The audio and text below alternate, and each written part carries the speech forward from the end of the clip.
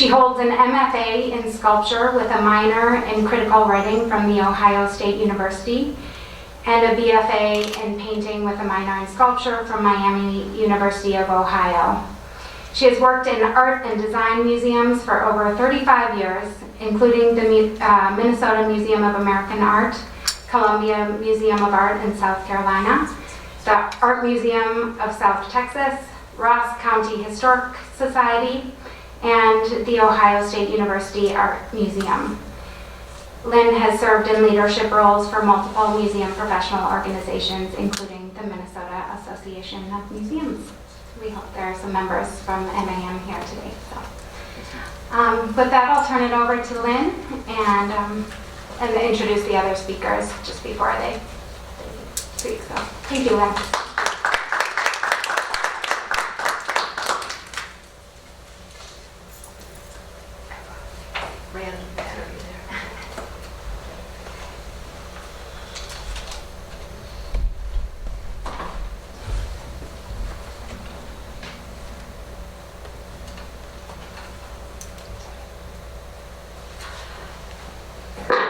Good afternoon.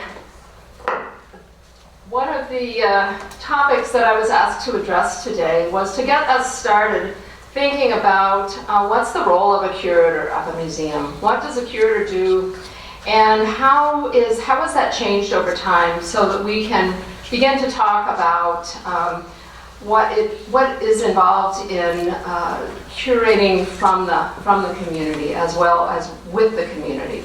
I do want to say that YEHUDIT SHENDAR and I have a connection from a number of years ago. She was the co-curator of the first exhibition that I worked on at the Minnesota Museum of American Art called Witness and Legacy. She was the co-curator with Stephen Feinstein, and it was an exhibition that I came into having just been installed and then helped manage not only the programmatic side of it while it was at MMAA, but also the extensive and we were called 5 years touring of that exhibition throughout both this country and abroad. So that was our introduction to one another some time ago, and so this is a reunion of sorts.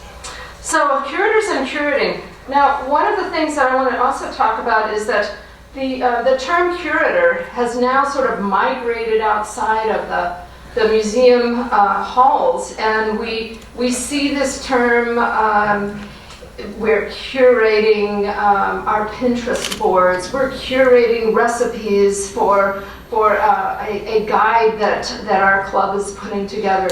The word curator, which had a resonance in museums, is now being used really quite broadly.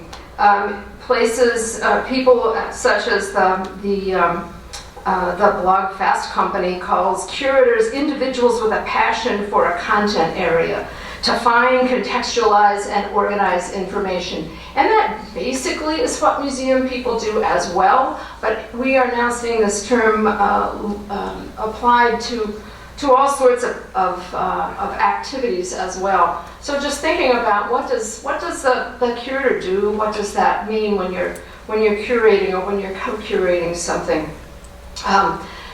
There's been some pushback from museums who say, this making lists is not curating, putting pictures of your cats together is not curating.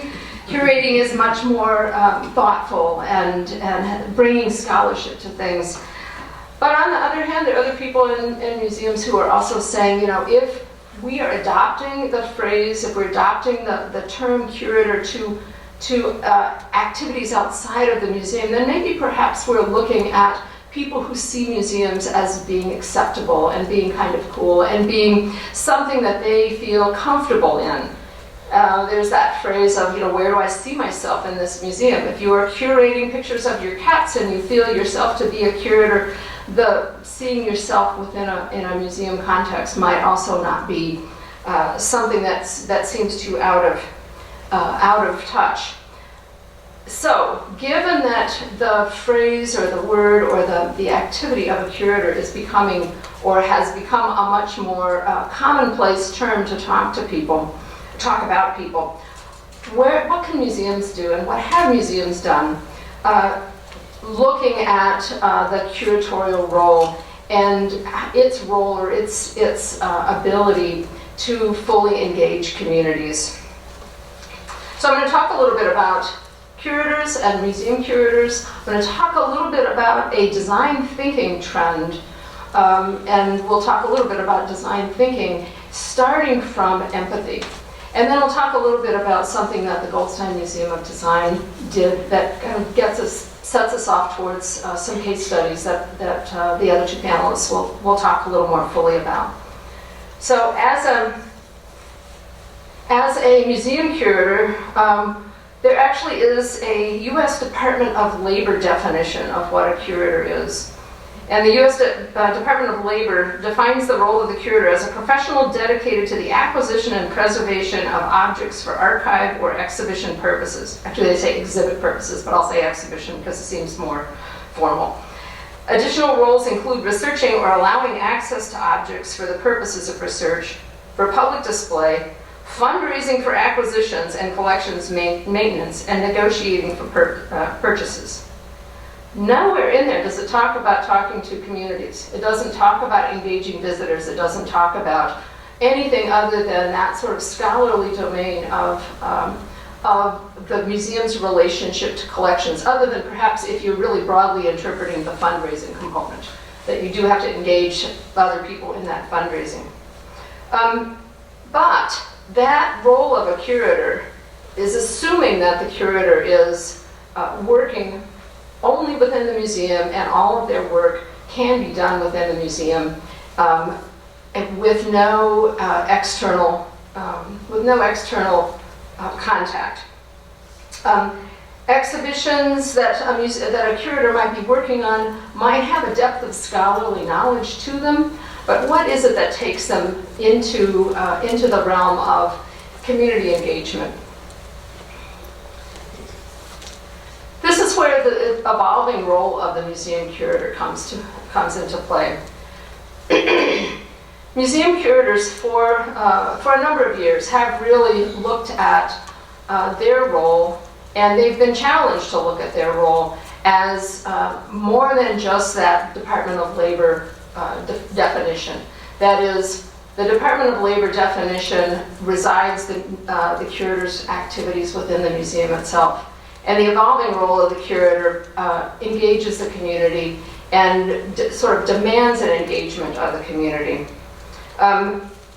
The philosopher and writer Stephen Weil described that shift over the last 20 years, or 20 years from the end of the 20th century, as a shift in being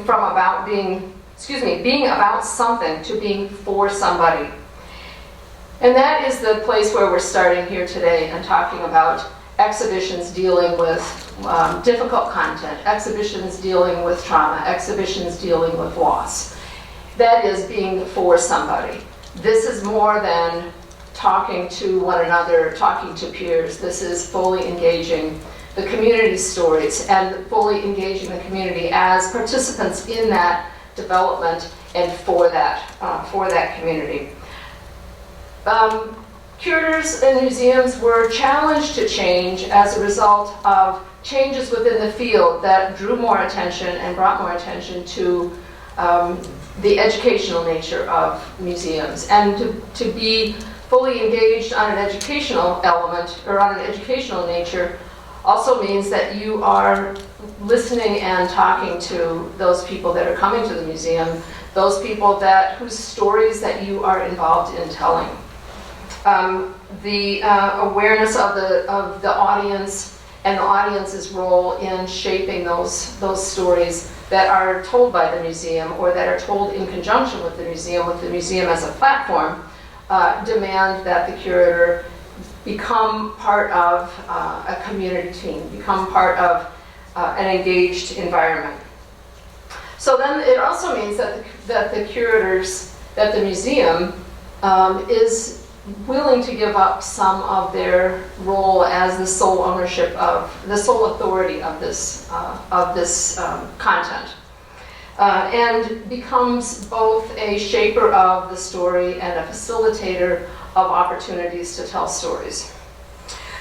This gives the museum a much more dynamic role within a community because it becomes something that is the site where stories are told, where the site where it's safe to tell stories that might even be difficult stories to tell within the community. Oop, went too far.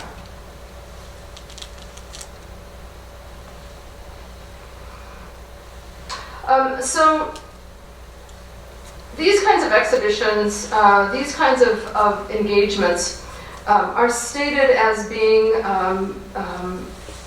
exhibitions and projects that reflect cultural values that really have a shared power relationship within the community and the museum. Because people are so important to museums, the concept of collaboration is integral to the planning of exhibitions like this. And the manner of working becomes one of a collaborative team. Relationships between the community and the museum take time. So these exhibitions, these kinds of things do take time to develop. They take time to really develop trust. Relationships and bridges and dealing with past elements that may not have worked so well in the past take time to actually walk through and talk through. So this is the exhibition team approach with a or multiple community partners is something that can bring very powerful stories to the fore, but also is something that oftentimes the museum itself needs to invest quite a bit of time in. So I mentioned that we were going to talk a little bit about design thinking. And one of the places that design thinking, the place that design thinking starts is empathy. Design thinking is a process that came out of IDEO and some of the other major design firms to really engage the community in the development of products that were meeting the community's needs. And the first step in design thinking is to sit down with the group that's requesting that service and understand what their problem is, understand where they're coming from. In a shorthand, it's referred to as empathy. It's not so much the sitting around and singing kumbaya sort of thing as really understanding where that problem or those people are coming from their perspective so that you're able to work together with them. Interestingly enough, this concept of empathy is now becoming quite an active conversation among the museum community as well. There is a small museum in the UK that has branded itself the Empathy Museum and is developing programs and projects that allow people to really hear those stories of others and give a sense of, what might that person be feeling. A couple of their projects include something called the Walking a Mile in Another's Shoes, where people have recorded stories about themselves and then they've donated a pair of shoes, and you can come and check out the shoes. That they have them graded according to size, so you can put on the ones that fit you, and then while you're walking around in those shoes, listen to that person tell their story. Of course, it's not the same as actually being that person, but it does give you a sense of where others are starting and what their experiences are like. They've collected about 99 stories and have had almost 10,000 visitors now to the Empathy Museum. And that gives us a starting point for talking about, what are those, how can we develop, how can we encourage people to see one another, see life from one another's perspectives? How do we introduce perhaps a different perspective, or how do we introduce that community story so that there is a certain shared humanity in those stories, and a shared humanity in what it is that we're attempting to talk about within the museum environment. The museum literature now is being expanded in new ways that, that talk about empathy as being a key component to a museum, and where a museum might start its conversation with communities, where those communities might come together and start to talk with the museum about how to represent their experiences. The empathy, there is a movement called the Empathetic Museum, which is encouraging museums of all types to see that point of view that they can apply to their own works. And that includes your new media design. It includes how you develop programs. It includes who you're talking to and how you're talking. One of the things that, as I was putting this together and seeing this as being sort of the starting point for museums and their relationship to communities, that the other two panelists are going to talk about more specifically about some case studies, is I realized that the Goldstein Museum of Design had done an exhibition that, whoops, wrong way.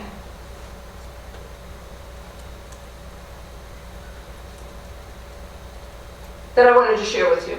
A couple years ago, we were approached by a team of curators who had been working with the community, an interior designer whose special area was culturally sensitive housing, and looking at ways that interior design may not normally be thought of as being able to affect social justice and social change.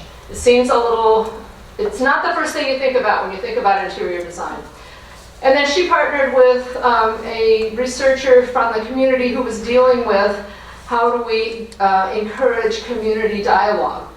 And the two of them partnered and co-curated on an exhibition. It was a photography exhibition, very beautiful, kind of quiet, called When Places Speak. Now, When Places Speak was an exhibition of the designer's responsibility to combat sex trafficking. This was totally a photography exhibition, and it gave people an opportunity to really see themselves in places of trauma, places of recovery, and places of recruitment, trauma, and recovery. These were places where youth were recruited and kidnapped, places used by traffickers to hold victims, places where sexual transactions with victims occurred, places used by law enforcement to stop trafficking, and places where victims could transition and heal. And these photographs illustrated without any people in them, illustrated the placeness of these places. It illustrated, without a person involved in them, a place that you could imagine yourself or others being in. And the challenge was for to the group, or to the attendees, were to identify what design characteristics made a place suitable for traffickers or suitable for recovery, and then how did the design elements, how were they used to either hinder or support victims. This was organized by Tasula Hassanjani, who was an associate professor of interior design at the College of Design, and Lauren Martin, who was the director of research for the UROC Center in North Minneapolis. And the two photographers were Xavier Tavera and Shiraz Makaram. As a team, they visited places that were identified by others in the community as being places that allowed them to experience the world of a youth who might have been involved in sex trafficking through that journey of both capture to recovery. They were challenging in this exhibition the visitor and the viewer to really look at themselves as actors in this play, in this photographic play, and see where they could intersect to be able to affect change. So as we set up this exhibition, the central part of the gallery was then given over to tables and chairs for people to sit and have conversations, and opportunities for them to write responses to what the photographs that they saw, with the question, How can I be a part of the efforts to stop this? How can I be a part of the efforts to help? Where is my role as an actor in this traumatic situation?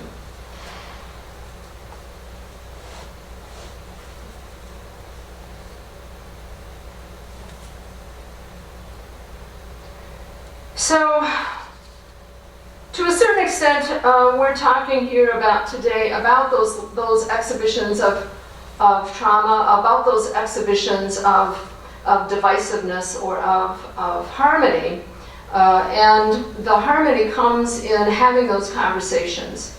The divisiveness may be the prompt that starts the conversation, but the harmony comes in having those conversations openly and with others. This goes along with the trend within museums to really see the stories as being resident in the community, and the museum as being the facilitator that can help those communities be told, or excuse me, those stories be told more broadly. Much like the When Places Speak exhibition, this was a very difficult topic that people who were used to coming to our exhibitions to see the designers' dresses from the 20th century were somewhat surprised to see this exhibition, but it did prompt a lot of conversation about neighborhoods and about neighborhood safety and things that could happen as a result of heightened awareness.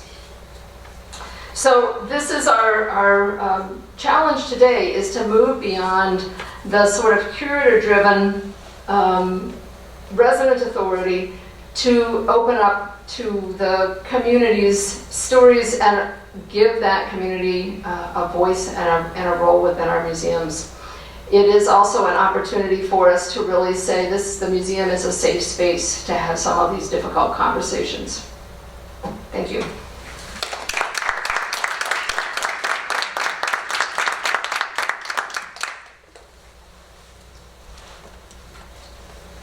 Thank you, Lynn. Our next speaker will be Dan SPOCK. Dan SPOCK is the director of the Minnesota History Center Museum, a part of the Minnesota Historical Society. Dan is an ardent advocate for participatory museum programs, so we'll hear more about that. It's suffused with pluralism and informed by visitor research. Under his leadership, the Minnesota Historical Society has explored the informal means by which the public experiences and values the past as natural pathways for engaging with history in a museum context. Dan has consulted and lectured at a variety of museum and learning institutions, has published writings on many museum subjects, and has a BA in art from Antioch College. Dan.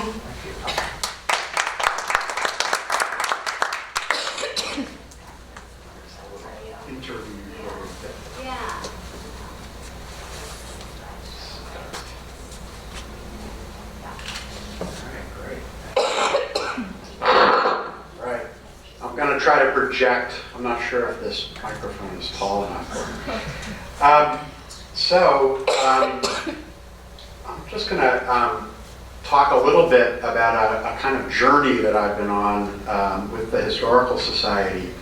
And this particular journey begins with an event in St. Paul that was called the Grand Excursion. And this event was a kind of triumphalist celebration of a historical event in 1854 when Millard Fillmore came up the river on a steamboat.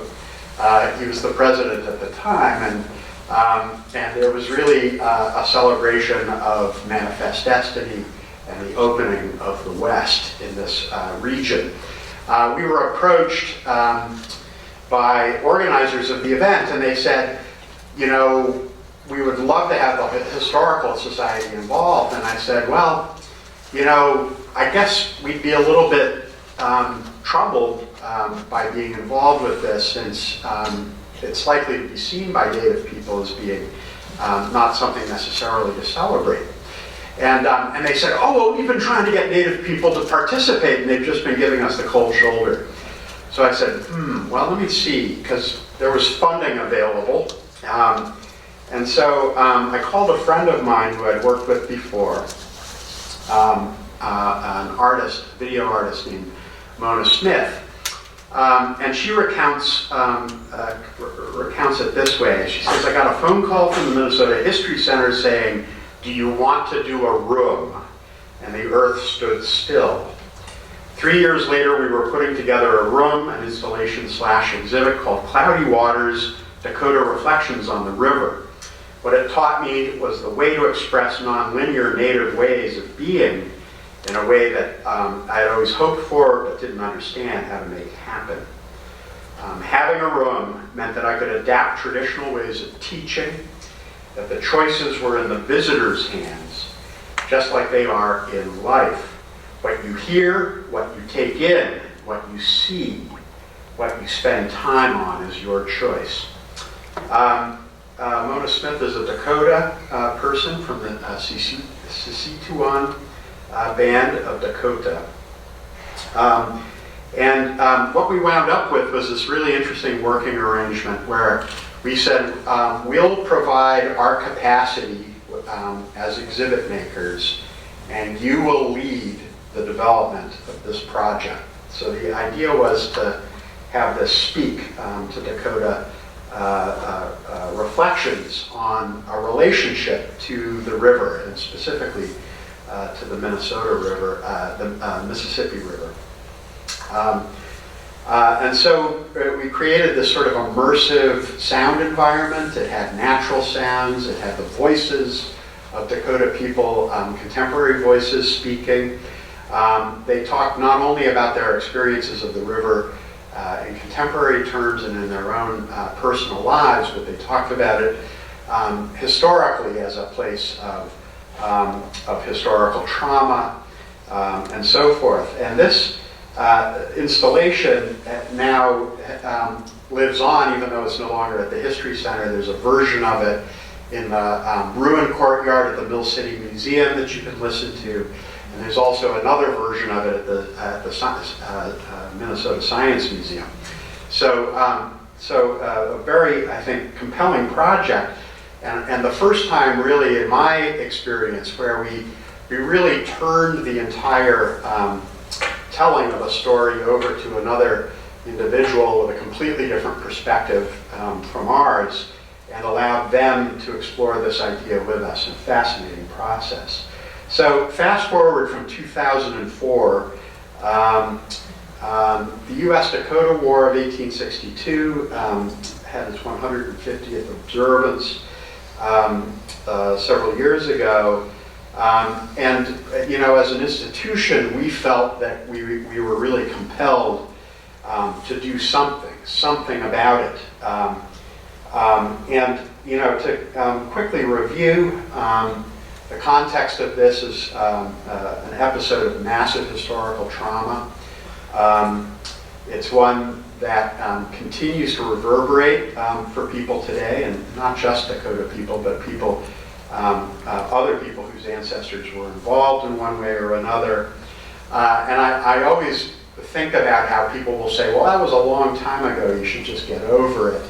But there are people living today who remember talking to people who talk to people, so in their own families. So this is something that's very present and very alive for people living in Minnesota today. And this particular picture is taken at a memorial site just below historic Fort Snelling, which was the site of a concentration camp where Dakota men, women, and children were held after the war and the defeat of the Dakota rebellion against U.S. authorities.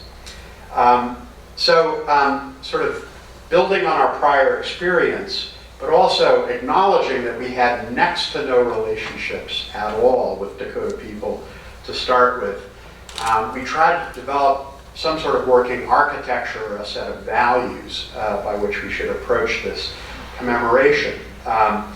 Ideas like inclusivity, of listening, and making what we heard actionable rather than just a rubber stamp, to be responsive, to try to really change our thinking, to acknowledge that there are many, many perspectives around an event as traumatic as this. But I think probably the biggest challenge of all was institutional transparency. Our organization was founded in 1849, and it was created in part to lionize the achievements of the very same men who negotiated the treaties that dispossessed the Dakota of their land, later profited from the sale of formerly Dakota land in speculative real estate transactions, and not incidentally also waged war when the Dakota finally rebelled in 1862. So we had to understand our own institutional context and deal with that in a very forthright and honest way when we were opening up this process. So what kinds of activities did we do? Well, we had all these roundtable sessions. A number of them were in St. Paul, but we also hit the road. There was a diaspora after the war where Dakota people now live in over a dozen reservations and reserves in the United States and Canada. So, it covers a vast geographic landscape, and to try to get as many places as we could and explore the issues with people was a very important part of this project. But also the idea of supporting things by Dakota for Dakota people. And I think when we started, our assumption was that we would do an exhibit. We did that exhibit, but our interactions with Dakota people let us know quite emphatically that the exhibit was not for them a priority.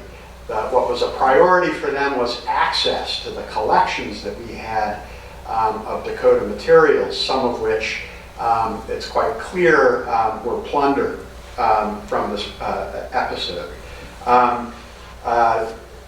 There was also the idea of return to Dakota homeland. And so increasingly, I started to strip down the exhibit budget and plow it into a series of omiche, or gatherings, that invited Dakota people from the diaspora to come back to Bedote, which is the center of the Dakota universe, and have conferences that were with agendas that were designed by Dakota people for Dakota people. And as part of that, we visited sacred sites. We had canoeing around Bedote, which is the junction of the Minnesota and Mississippi rivers. We also diverted a lot of resources to our collections and trying to make them more accessible. We did have finding aids, as most libraries and collections do, but we were told bluntly that they didn't work. And when we really looked at it, we realized they were right. Because all the nomenclature around these collections had just been transcribed from the original written records. And for Dakota people, the nomenclature might be Isanti, Sioux, Santee, Dakota, Lakota, Assiniboine. There are many, many different words that people use for Dakota people. So it was impossible to do a simple search and find out everything that we had. And indeed, one of the awkward moments in this process was having to admit that we could not produce a comprehensive list of what we had in our collection that was Dakota related. So we put a lot of effort into that. And I think overall, it's really important to point out that we took tremendous risks in trying to do this, but the risks that we took were not nearly as large as the risks that our partners in the Dakota communities took to work with us, because institutions like ours are very, very much associated with colonial power. We're seen as taking institutions. The idea that the provenance of our collections might be checkered, to say the least, is very deeply embedded. And so building trust was a very, very big issue. And I have to say that it wouldn't have been possible if people on staff at MNHS didn't realize that it was time for a change, that our board was supportive of it, and that we had dozens and dozens of Dakota people who saw that this was an opportunity for change. So I'm going to do a quick pivot to an episode in between the 1862 project and an exhibit that we opened several years ago called We Are Hmong, Minnesota. And this is just an example that I felt was too good to leave on the cutting room floor. We had a kind of an awkward gallery layout with two spaces that were separated by a long, skinny corridor. And working with our Hmong partners on this project, we came up with a scheme to connect the two galleries and to have one gallery be a kind of a pre-war or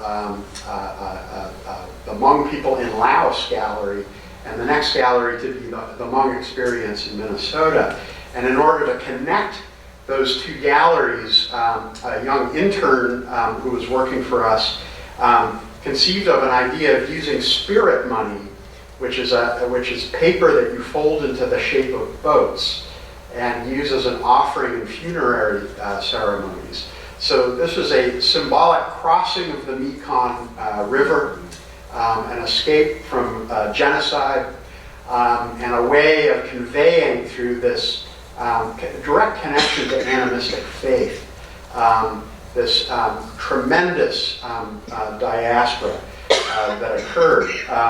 And then, as is appropriate after the exhibit closed, the spirit money was burned in a ceremony. So that's what you're supposed to do to release the spirits of your departed ancestors. The other thing just to point out here is that this sort of nondescript brown wall down below, we also created stickers where you could write tribute to an ancestor who had passed away or a relative who had passed away. So by the end of the exhibit, this wall was completely covered, and I just couldn't find a really good shot of it. But it was completely covered with the names of ancestors, most of them Hmong. So fast forward again to today, and thinking about another institutional legacy that we have, historic Fort Snelling, which is a site that we've operated for over 40 years. And I think the challenges that are nascent in this particular site have a lot to do with the kind of interpretation that we've been doing here. And as this billboard represents, you know, this is what I call the walls and weapons paradigm. A living history program that is meant to be immersive or a kind of time travel experience, but is very narrowly pitched to the year of about 1827 to 1830 or so. So it very conveniently allies the more difficult narratives around westward expansion and its consequences with respect to slavery and the conquest of native peoples. Another thing that sort of spurred us on was the emergence of a protest movement called Tear Down the Fort. And you know, this was something that we could have very easily decided to go into a hunker down in a very defensive mode. But instead of doing that and building on the work that we had done previously with the 1862 commemoration, thinking about how do you turn this question around and move to something different. So, you know, what will Fort Snelling be in the future? And this is a graphic I like to share. The conception of time we've learned talking with Native people is circular and rotational rather than linear. And if you were to, you know, spot time at this place, Badote, where Fort Snelling stands, on the dial of a clock, and every hour were 1,000 years, you can see how many thousand years Native people have been there. And these little tiny wedges up here speak to, you know, the times that Euro-Americans or Americans have been there. And so, you know, thinking about the fullness of the story of this site and thinking about, you know, how do we acknowledge in an appropriate way this incredible historical legacy. So place is something of a super theme in the way we're thinking about this. And these are sort of humanities themes that are always necessary when you apply for an NEH grant. And hopefully they'll still be granting things in the future. But part of this idea is that there's 10,000 years of documented archaeological history of human habitation in this area. The arrowhead in this picture was found just less than a football field away from the round tower at Fort Snelling. That everything, all the major landscape features on the landscape here have Dakota names, many of which have been corrupted into English, but many of which are not known to modern audiences.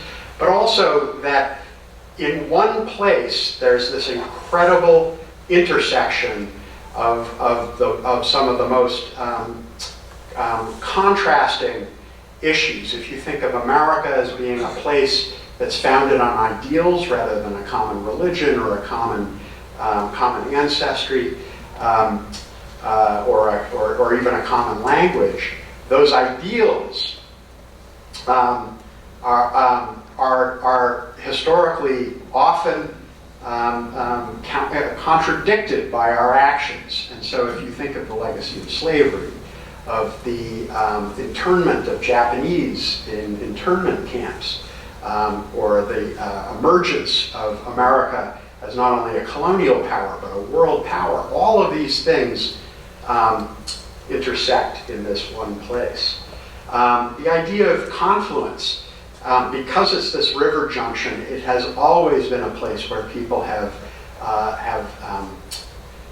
come together, have blended, have been in conflict, and it continues to be that center today. If you think about the three most populous cities in the Twin Cities area, three out of the four most populous cities in the state of Minnesota are arrayed around this junction. The international airport now sits on what was once the military reservation of Fort Snelling and at Bedote. And so new immigrants coming in, often the first place they experience, not only in this state, but in the United States, is Fort Snelling. Okay? The theme of remembrance, that this is a place where people are already coming to reflect, to remember, to try to deal with their grief about the past. I've already gone over the story about the Dakota, but there's also a national military cemetery at Fort Snelling. It has 208,000 graves of veterans, and that number continues to grow, and they represent every national group you can possibly imagine, including Native people. The theme of healing, thinking about how places have the power to heal us, and how learning about how people have struggled to heal also has informative and healing power. So how do you make a place a healing place? And how do you both heal the landscape itself, but through that also help heal people? And it's very interesting that some of the structures that we're looking at trying to renovate, their last use was as VA outpatient clinics after the Vietnam War.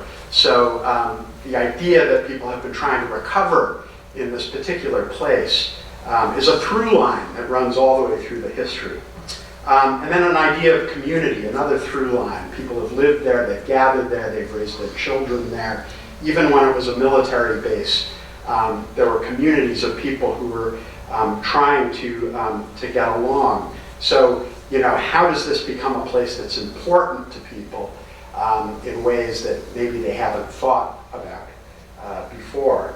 And so thinking about putting this to a set of new purposes, one of the things that we're anxious not to do is do an exhibit and then walk away. What we want to do is make this a place that people continue to be engaged with over time, and that it's built on partnerships. So it's about a process rather than a finished product. The idea that this will become a site of conscience. Historic Fort Snelling is already affiliated with the International Coalition of Sites of Conscience, and the credo of this organization is how to put memory to action. So the idea is that we don't leave the past in the past, but we use it as a platform to move into the future, to help us make decisions, and through a process of reflection, of dialogue, and of action. Public placemaking, this is a really important place on the river. It's one of the most dilapidated places left on the river in the Twin Cities area. So how can it be connected in a way that it's on the path and that people feel welcome and that it's beautiful, and it helps foster the kind of reflection and the kind of activity that we hope to see in the future. And then the idea of hosting, and this is borrowed sort of and builds on directly from our experience with the 1862 project, where we're not controlling the agenda all the time, that we're an open site, that people can bring activities that are meaningful to the place and use it in that way. Yes, of course, new exhibits and programs, and also thinking about 21st century learners. When we think about diversity and the fact that diversity is growing in our country and in our urban area, the tip of that spear is our children, okay? Because we have the most diverse group of children in the state's history growing up right now, and that trend will continue. They're also hooked up. They've never lived in a world where they didn't have the kind of computing power in their pocket that used to fill rooms and rooms and rooms inside of mountains in Colorado. So, thinking about how to engage this particular new generation in ways that are meaningful to them.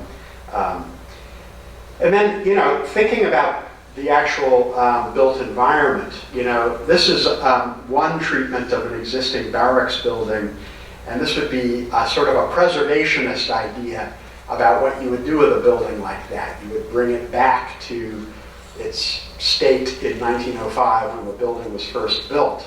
But can you think about doing something in the way of an intervention, like was done at the Military History Museum in Dresden, where you're at one moment acknowledging the architecture, but you're also doing something that penetrates it or changes it or makes it feel like it means something different. Another example of this is the House of Terror in Budapest, where a very simple lintel or a sort of cornice around the top throws a shadow of the word terror onto the building. This is the building that was the secret police headquarters during both the fascist and the communist regimes. Most of the employees who worked in the secret police simply changed uniforms and started working for the next regime. The idea of doing memorials, how do you express in ways that are not didactic, but can move people still? And again, these are images taken from Budapest, one memorial on the Iron Curtain, another on the embankment, talking about the massacre of Jews in 1945.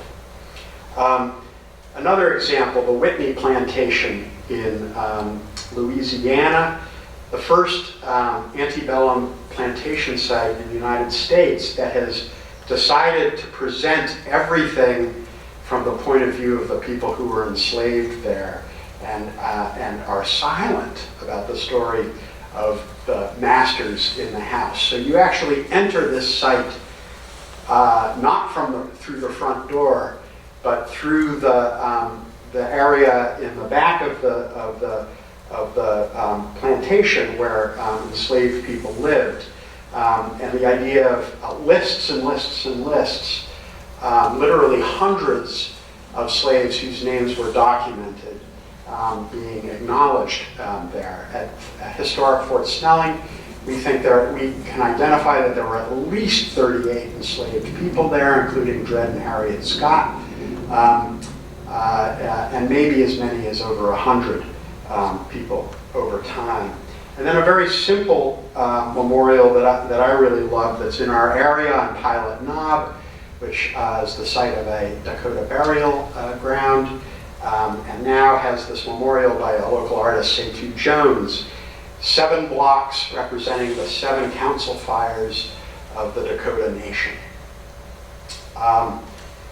Another example from the Little Bighorn, when it became time to make a memorial to the native people who vanquished Custer in this place.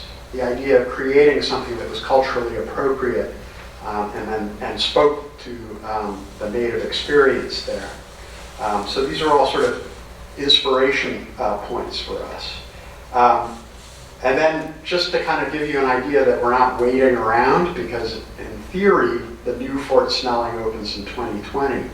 But we're already beginning the process. So if you go there this summer, there will be new programming. We'll be prototyping a number of exhibit concepts out there. And we're already changing the signage to acknowledge the Dakota presence there. So that's it.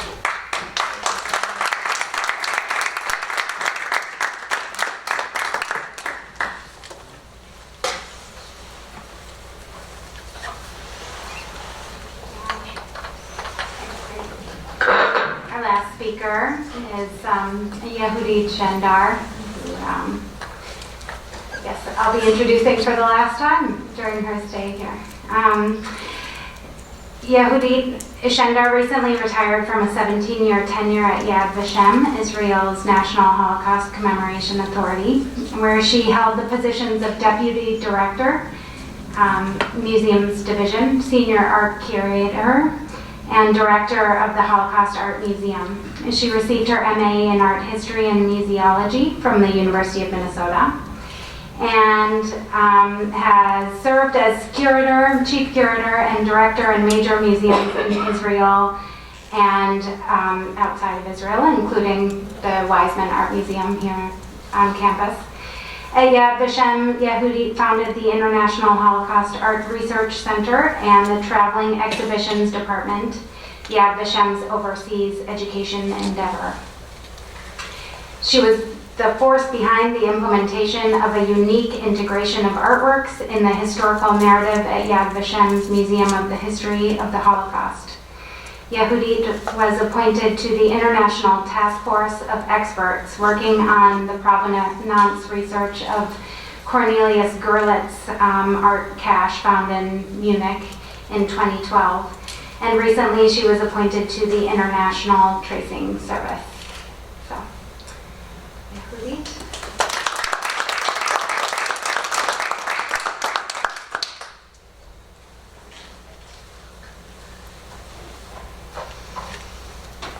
Well, it's a hard one to follow, the good one, because there are correlations when genocide and displacement are enacted by the powerful over the less powerful. I need, in the 10 minutes that I've given on, I'll take a little bit more of your time, to reflect on a process which took us over 8 years to arrive at a narrative for what is called the history of the Holocaust Museum at Yad Vashem. It was a long and, I would say, very arduous road for curators. Not because of lack of material, not because of lack of people to speak with, not for lack of photographs, videos, all that was in hand. It's rather the question that is the subject of our meeting today, is how to convey the unspeakable.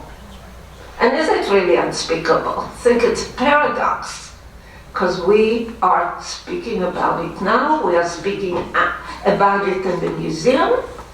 We want more people to speak about it outside the museum, but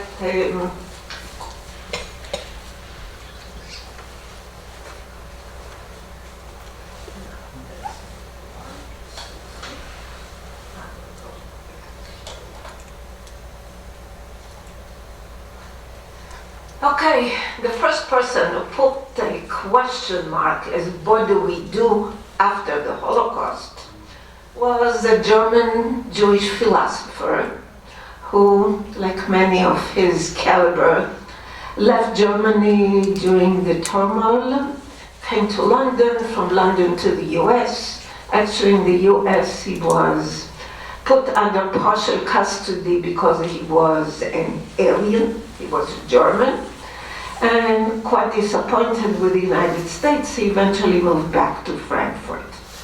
But here is what he's saying to us. Cultural criticism finds itself faced with the final stage of the dialectic of culture and barbarism. To write poetry after Auschwitz is barbaric. What did he mean? What he wanted to say, if we are utilizing the same culture that produced barbarism, then we are actually not open to question this culture to its very bottom. But we are human beings, and art and words are what we used.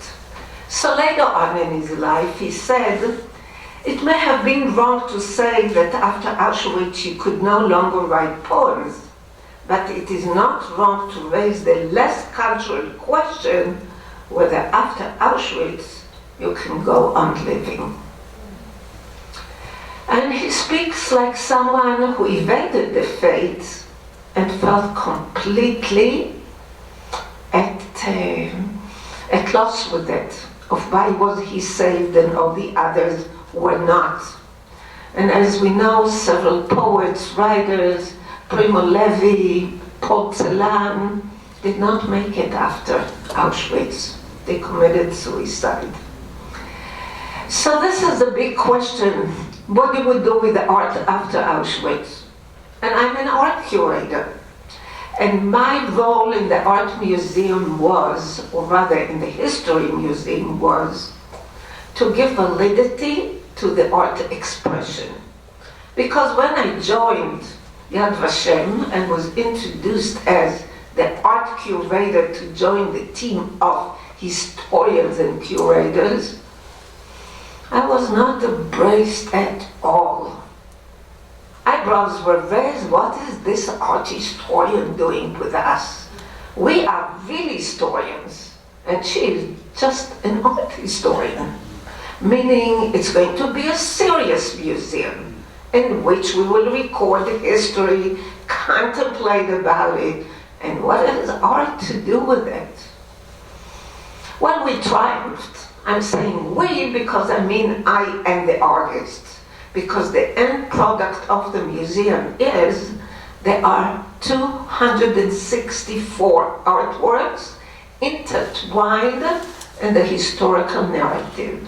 They're not there to embellish, so the display will look a little bit more attractive to our audiences.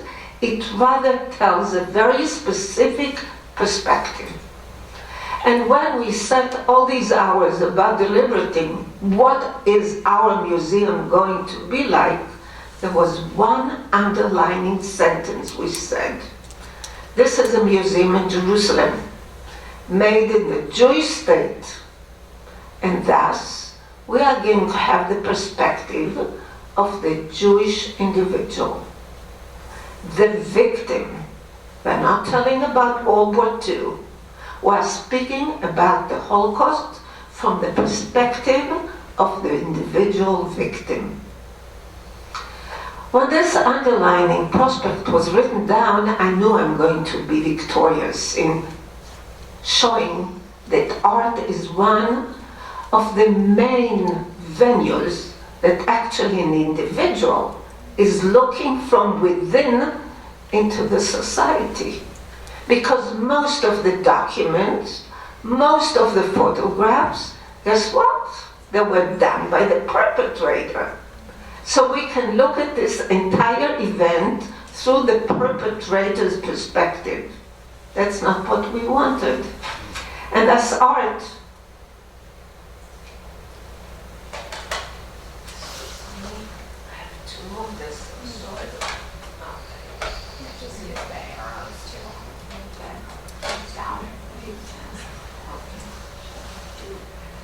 so my role became more and more important. And our very, very first task was to deal with the fact that a lot of the people who come to our museum have no idea about Jewish life in Europe. How can you talk about a rift and about a destruction of an entire community and its vibrant life over millennia without knowing what it was all about? I cannot tell you how many hours we spent at asking ourselves, what do we do? How we do that to the Chinese visitor, Korean visitor, African visitors? They know nothing about Western history. Okay, we'll put some Torah scrolls, we'll have a Judaica display. I mean, there were more and more suggestions by us curators, thinking that we know it all, when we didn't know it all. And one day I said, we are not making any progress. How about turning to contemporary artists and asking them to give us a suggestion of what they would do? Now the place, as you see the design, is a tall wall. It's about, I would say, 30 feet high, really tall. And it's triangular. And we came up with a suggestion to go to these artists. And we ended up, I just want to minimize. Doesn't let me do it. And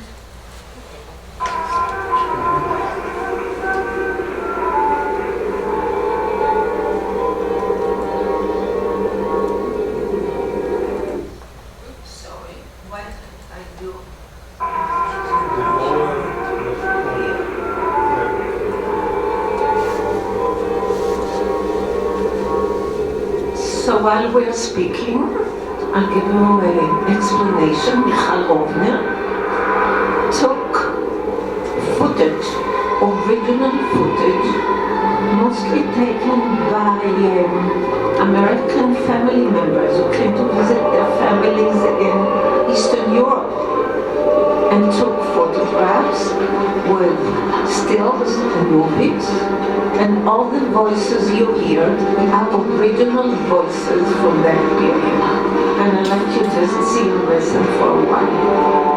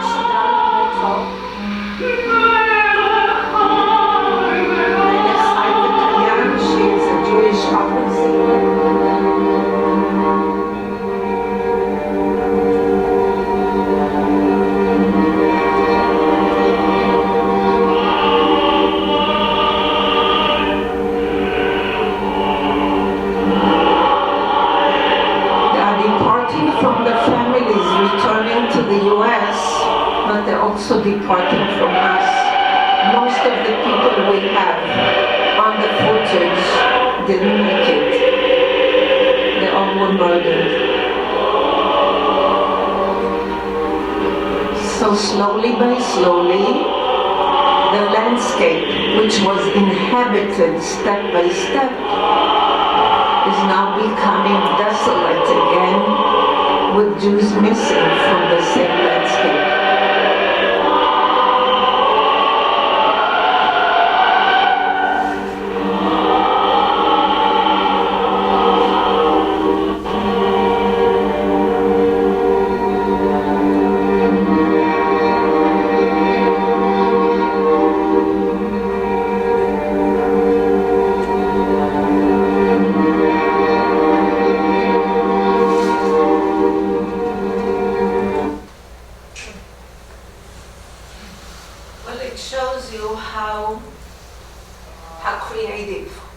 Can be. This is the first thing that a visitor encounters. The sight and the voices engage them immediately. And then they continue in the museum. And the farther you get from that spot, the less voices you hear. Because that was the reality. These voices were shut. And that's what happens when you meander through the museum.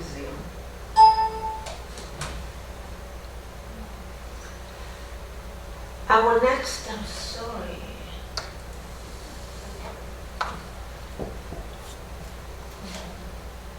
No, come on. Okay.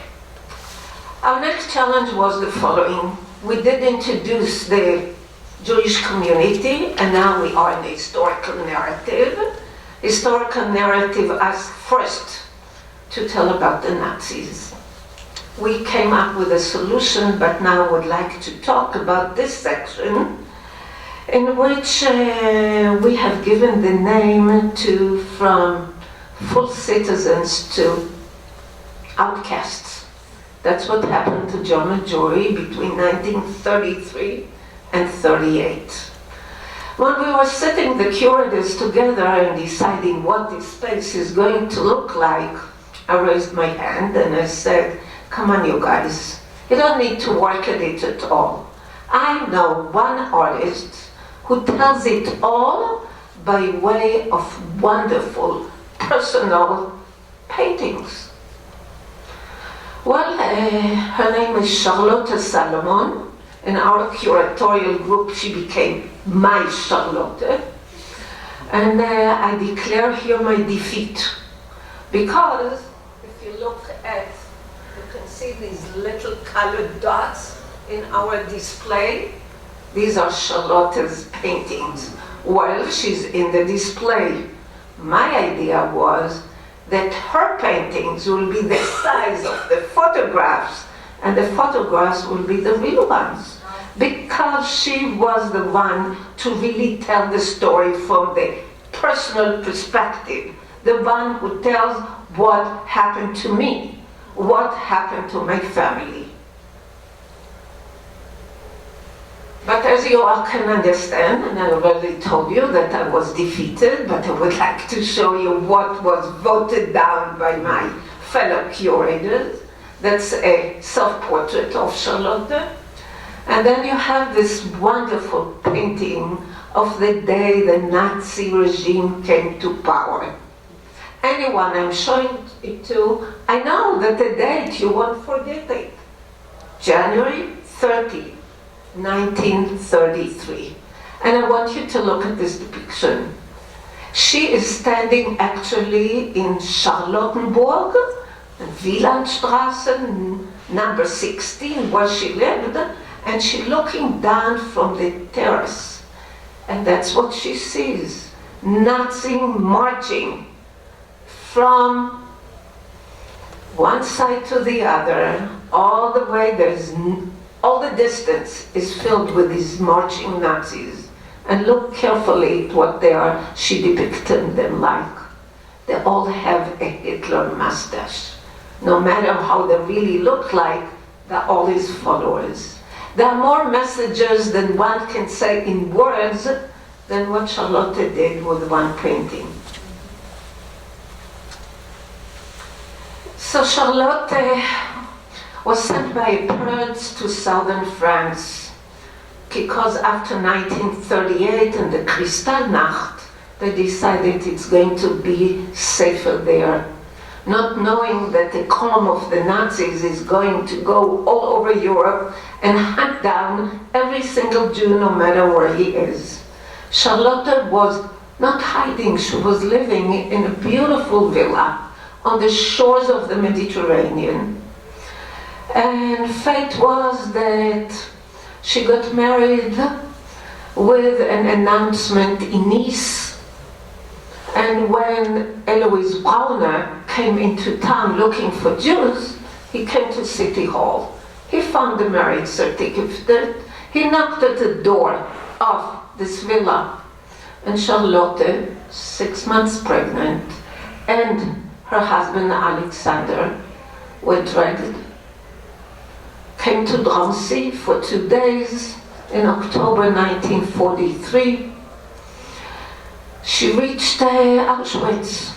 A pregnant Jewish female does not survive the platform where Mengele stays, because if the idea is annihilation, a Jewish pregnant woman is carrying another Jew to be born. She was sent immediately to the crematorium. Alexander lived for a couple of more years.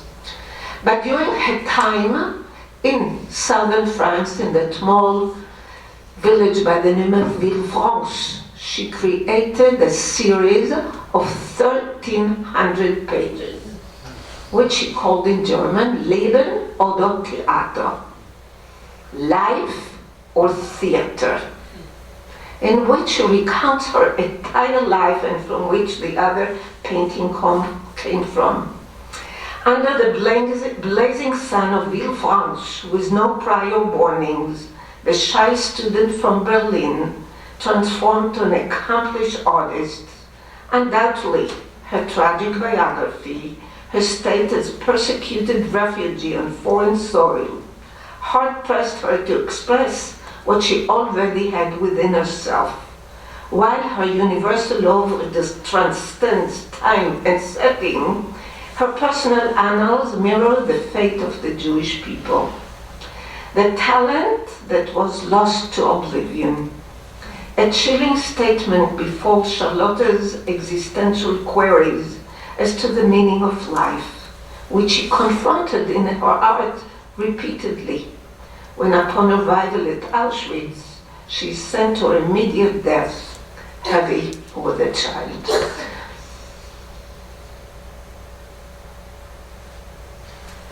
I'm moving forward in our museum to a section we call The Last Jews, in which we try to show our visitors the concentration camp universe, many times called the other planet. No, it wasn't the other planet. It was a different planet, a horrendous one, but it was on our planet. So what do? How you present that state of mind, of torture, of slave labor, of crematorium? I started on the wall with a drawing by Zhinovy Tolkachov, who was a soldier in the Red Army. He was a Jewish soldier. He was among the liberators of Auschwitz, and that's again, as a liberator, we get the Jewish perspective. And on it are photographs from what is known as the Auschwitz album, which is in the Yad Vashem archive, a wondrous story about a woman by the name of Lily Jacob, which at the end of the war is lying with severe diarrhea in a camp next to Mauthausen, and she looks for something to cover herself, and she reaches into a closet and there is an album with photographs. And she looks at it and said, wow, on the cover, that's my rabbi. When she keeps flipping through that album, she finds a photograph of herself, because this one transport from Karpato Vasha corner of a small village arrived on Shavuot in the camp in Auschwitz. We don't know why. There was an order given to record by photograph every movement of that specific transport, to tell you that the killings were a clandestine operation. Nobody was allowed to speak about it, definitely not take photographs. And this was the album that by now a lot of you know several photographs from it, mainly the one of the mother walking with the two children, because when they came to the platform, they were divided. Those who could work went to the working force. As I already said, mothers and children had no choice. So the mother is walking without knowing that within maybe 4 or 5 hours, she'll be the one to be sent to the gas chambers. What mother would go silently with her kids like that if she knew what it's all about? And next to that photograph, we have placed a model of one of the crematoria. It's crematorium number 4. And again, we had discussions galore. Are we going to put a model of the killing apparatus in the museum in Jerusalem? Wow, can't tell you how many discussions we had. The person who put this together is a Pole, and he gave faces, and there were bodies. I raised my hands against, said that is desecration. I don't want that. I think in retrospect, it's the right way to do, because the banality of the Holocaust, as Hannah Arendt said, is the fact that people sat at the drawing table in order to build a building. Its sole purpose is to kill people quickly with a clean process. And it was erected. It wasn't just an ideology. It was implemented. And no matter how many times we say it, we wouldn't be able to imagine it. But I said, okay, if this is what we are going to do, I have one suggestion. So above the display, you can see on the right side, there's a drawing. This drawing was done by a Czech young man, very young. He arrived in Auschwitz at the age of 14. And the moment he was released and was in Buchenwald in 1945, released by the American Army, he wants pieces of paper. And he puts down these 3 drawings you see here. 2 of them describing the crematoria that were used in the Eichmann trial as evidence that the crematorium existed. And the other one is very personal. You can see the building of the crematorium serving as if the shoulders of a person, because the smoke that came out of the crematoria for Bacon is not just smoke, because at 10 at night, his father didn't pass the last selection.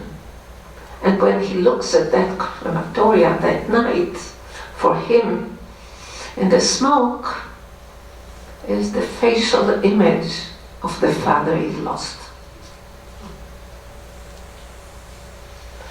And the same Yehuda comes back to Prague, losing both of his siblings, father and mother. He is devastated. He is 16 years old, and he's taken into an orphanage.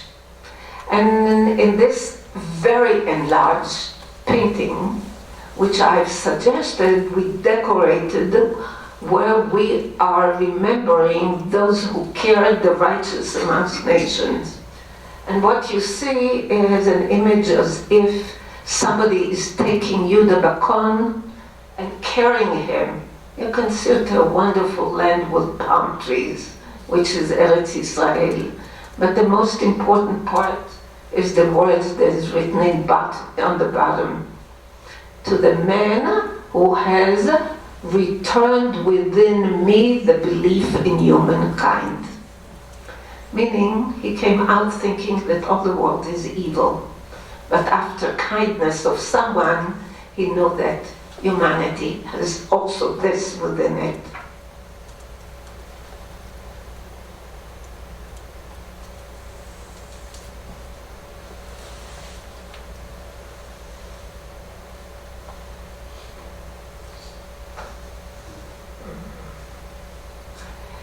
I already said that the individual is the person we want to tell the story from the perspective.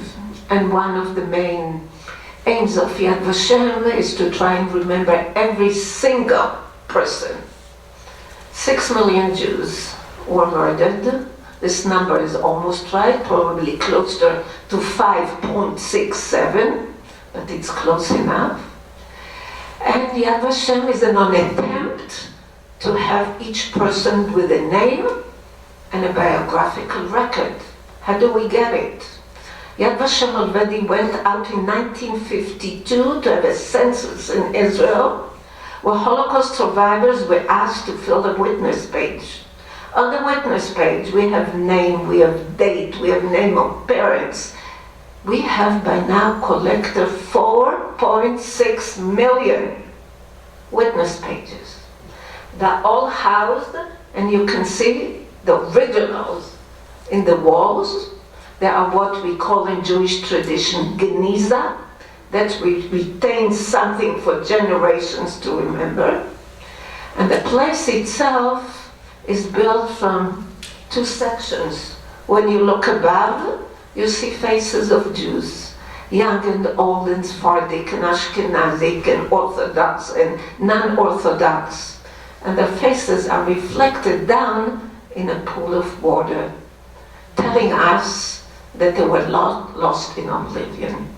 I have to share with you a story. When the museum was open, I was in charge of leading American visitors who came, and there was a group of radio talk, American radio talk announcers. There were about 16 of them, totally attentive, excluding one.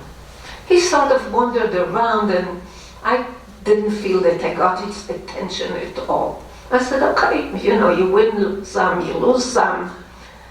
When we came to this spot, and you can see there's a railing, the guy stood just like this, with his hand over the railing, and said, bastards, and started to weep. And all of us with him, saying that sometimes you need to experience, and there is something in the museum which makes you realize everything you've seen before. At the entrance to that hall of names, we've put 2 lines from a wonderful poet by the name of Benjamin Fondant, who was actually a Romanian Jew.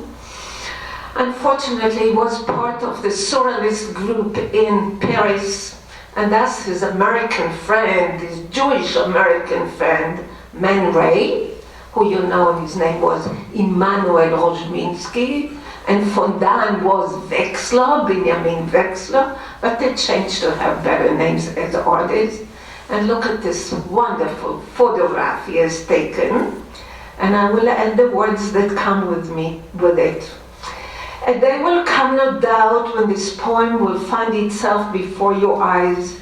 It asks nothing, forget it, it's nothing but a scream that cannot fit in a perfect poem. Have I even time to finish it? When you trample on this bunch of nettles that had been me, in another century, in a history that you will have cancelled, remember only that I was innocent, and that like all of you mortals of this day, I too had a face marked by rage, by pity and joy, an ordinary human face. So what does a visitor do after going all this, believe me, grueling? It takes at least 2 hours for the one who just wants to do it, skimpy-wise. And again, as curators, we ask, what's the message we are going to give our visitors when leaving our museum? And we decided again to turn to an artist by the name of Uri Zeig. And we have a place of winding down, where you sit down on cushioned seats, and on one wall you have pages flipped with images of writings. And on the other wall, sentences are coming at you as if coming from oblivion. All these sentences were written and found, they were written by Jews during the Holocaust. I'll just read some of them. Sometimes the journey takes 5 3/4 hours. Sometimes the same journey lasts a lifetime, until death. Władysław Szlengel, a Polish Jewish poet who didn't make it. Even though my written Hebrew is broken and questionable, I cannot but write in Hebrew, the language of the future, because I will use Hebrew as a Jew standing proud in the land of Israel. Even if heavens were paper and the world ink, I would be unable to describe to you my suffering and everything that I see around me. Perhaps precisely in this, that a doomed man in that final moment of his existence, as he glances into the abyss of annihilation, with eyes stretched wide in horror, grasps the beauty of life and the power of creation. And the last one, which was said in Bergen-Belsen by someone who survived and wrote in the DP camp. It's not that 6 million Jews were murdered. Rather, there were 6 million murders. In each case, 1 Jew was murdered.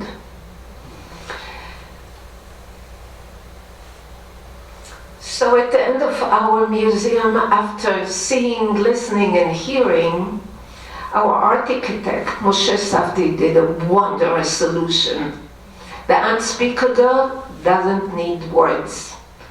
One is meandered through the museum and ends up at this terrace, overlooking the wonderful terrain of the Judean hill.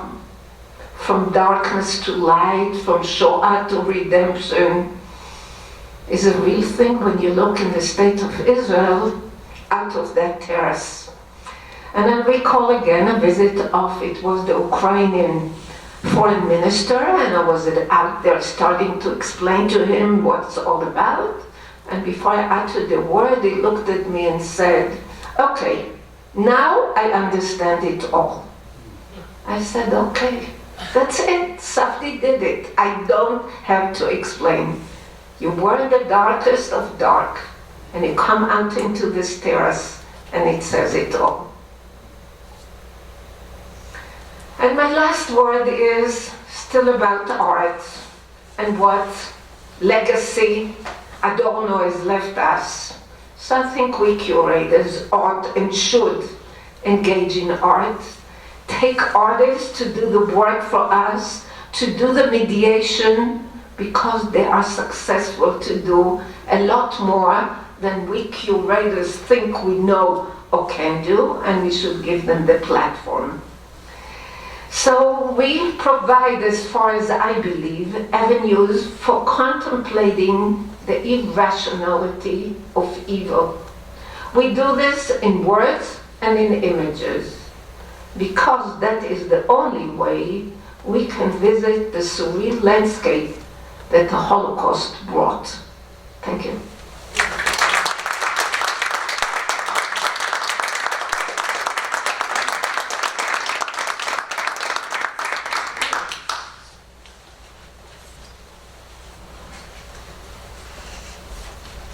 Thank you, YEHUDIT.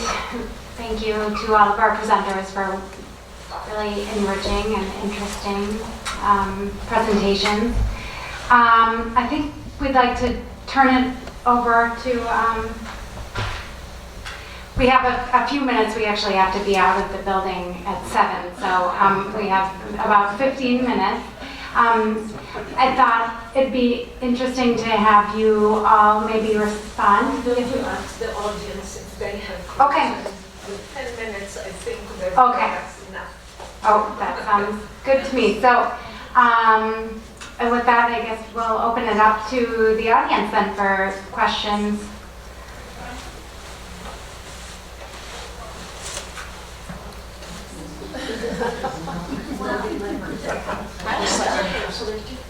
Would you, perhaps the panelists could sit at the front?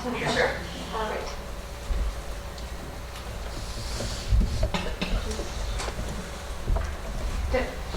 Is there? I have a question for each of you. You have your purpose, the Historical Society, Minnesota history. You have the Holocaust. But what exactly is the mission of The Goldstein Museum of Design. We're part of the College of Design, and so our mission is to explore the world of design and how design helps people live fuller and more harmonious lives. So we're part of the College of Design here at the university. Where do you get your ideas then for your shows? Who brings you? Oh, and that's a really good question, and I think that's a great question for all of us, actually. Some of our ideas come from the community. Some of our ideas come from our faculty who are doing research on particular topics.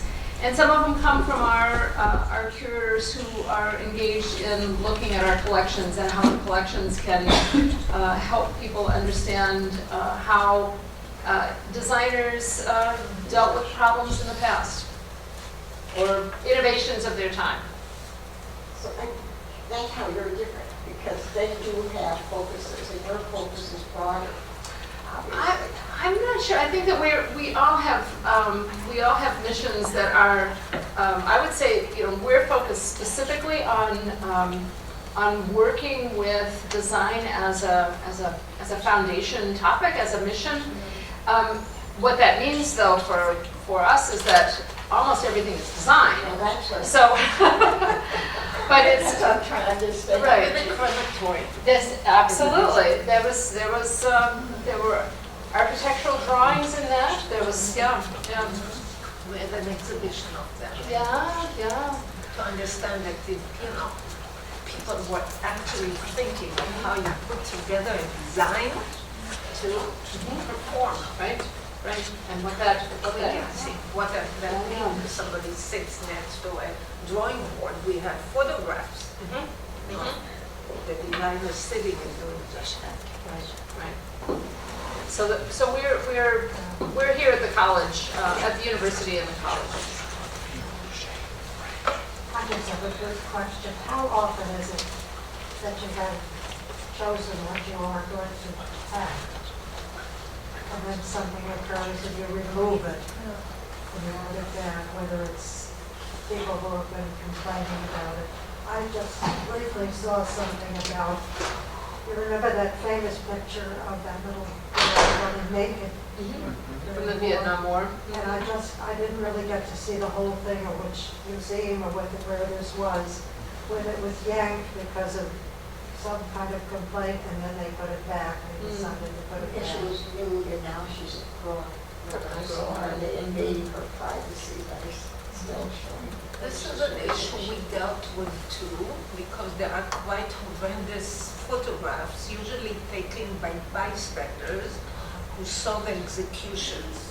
Now, Jewish females were asked to undress, and there are photographs of it. And we had long deliberations if to put them on display or not, because we weren't sure this is a way that they would like to be remembered. And thus we did have them in a succession, because in a very particular manner in this one place which called Lipaya, we have a succession of photographs And we said if we don't concentrate on one, we'd rather see the process, the educational aspect of it will be more important than keeping that one photograph. But I think the answer is context. Now you mentioned the crematorium, and you had a decision to make in the 1862 exhibition about a collection. Right. So I alluded to it in the presentation, but we had a number of materials that were directly related to the war that were very disturbing, and in particular, people may know this, but there was the largest mass execution in history in the United States happened at Mankato, Minnesota, the day after Christmas in 1862. 38 men were hanged simultaneously there, and one of the objects that we have in our collection is a noose from that hanging. The provenance of it is that it was actually stolen off of a body and then kept by an officer who was presiding over this. And not only do we have it in the collection, but we also have the documentation of his donation, where he brags about stealing it and uses the word "I stole it" and underlines it. And so so we rather than assuming that we knew what to do with this, as part of our very early deliberations with Dakota people, we brought these materials out and had them view them. And the response was really staggering. People wept.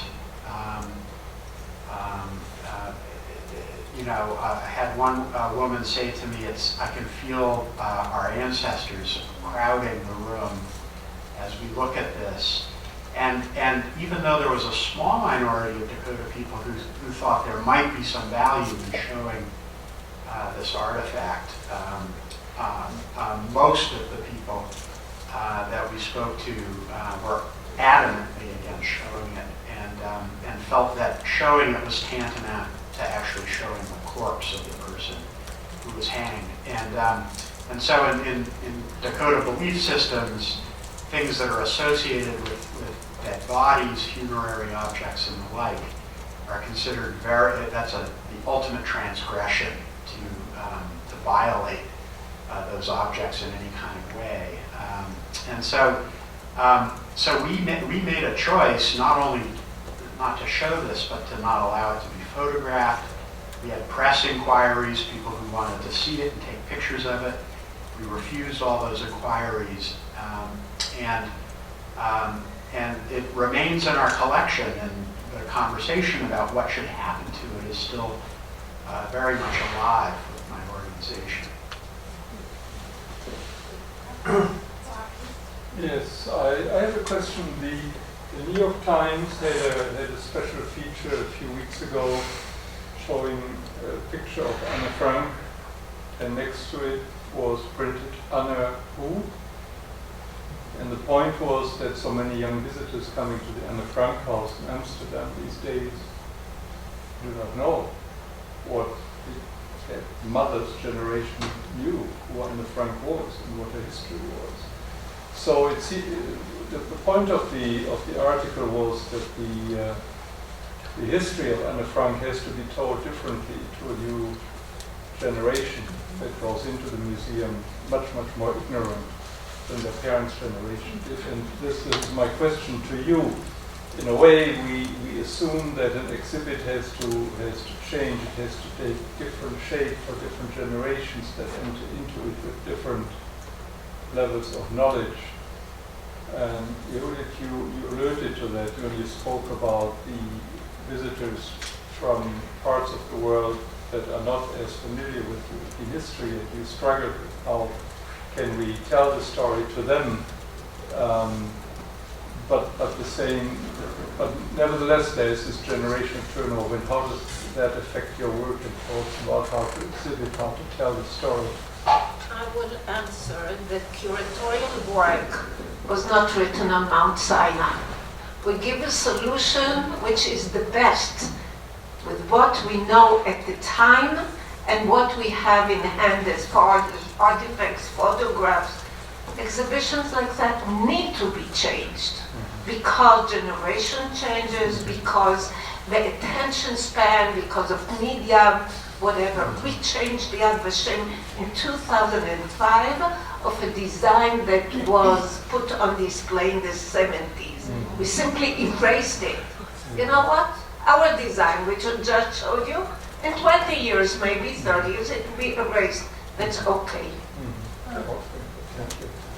No, I would agree. I think that we can't presume that over time people will carry that same knowledge forward.